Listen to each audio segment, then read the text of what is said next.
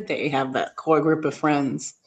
I was telling Santiago before everybody came on in my neighborhood, we're all, I'd say 60% of us are original owners. And so we've all lived here like 30, 31 years. So we've known each other and we've seen each other through lots of stuff. Yeah. Through life, good and bad. And so, yesterday we had a Christmas cookie exchange where we just went out in the street, we brought our little things of cookies and we all did that. And it was really nice. And we were just saying, how fast the time has gone. And, we've had several of us have had times in our lives when we really needed support and help, whether it be walking dogs or whether it be making a meal or babysitting kids or whatever it might be. But our group is our people, while we don't like go out to dinner all the time or do stuff all the time or anything, we just wave, or if you're in the street, getting out of your car and you see them, you talk to them, but that we're always right there when someone needs us. If they really need this. And we have like one neighbor who's going through a lot right now, but she's very private. And we know that. But, Kathy told us, this is what's happening. I just want you guys to know.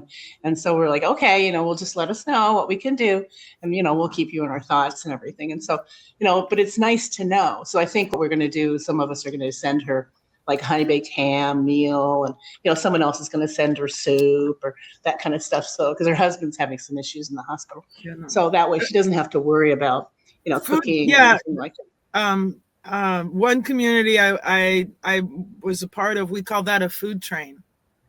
Right. Where we would all take turns, and that way it's one less thing for the caregiver to worry about, whether it's someone who's sick or, the first 2-3 weeks of somebody dying and you're having to take care of the funeral arrangements and all of that. You can barely think about yourself, never mind feeding yourself.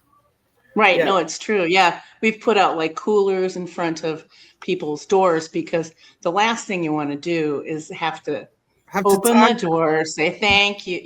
It's like, we're just going to put it at 5 p.m. in your cooler and, don't worry about returning anything. We're going to try to use disposable stuff and that kind of stuff. This way it's, whatever, we just want to help. So, whatever you need. But it's been refreshing. I mean, it's nice to know that there are people in communities like that, especially, this past year was so difficult for all of us in so many different ways. And so, we're hoping next year will be different, better. I don't know.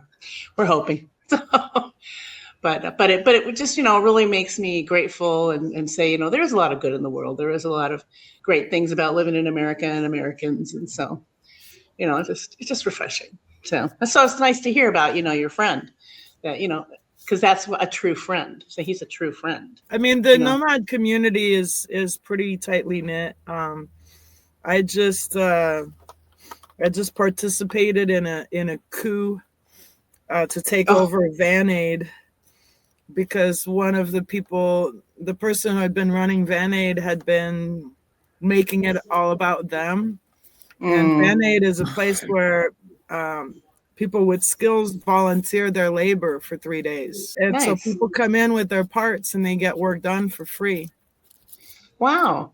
And it had all been set up so that the volunteers at the reception area knew what to do and how to coordinate everything. And then the person, it was like 4 council members, if you will.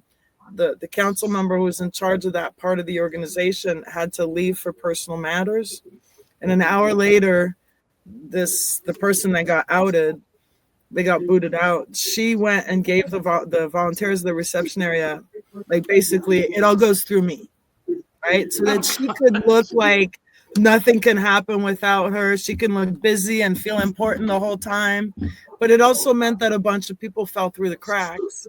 And some of those volunteers had downtime that they could have been working on people's rigs.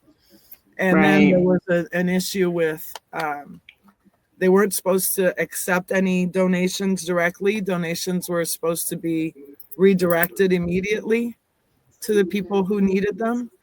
And when she was asked to give an accounting of the donations she collected, she started treating them like they were blah, blah, blah.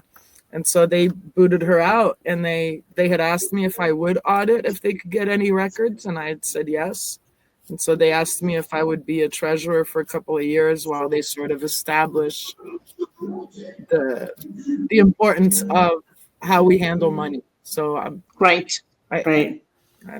and because one of the person who asked me to help is a close friend that I made my first year out here in Quartzsite, and we've been accountability partners for a while. He started out for 2 years. He was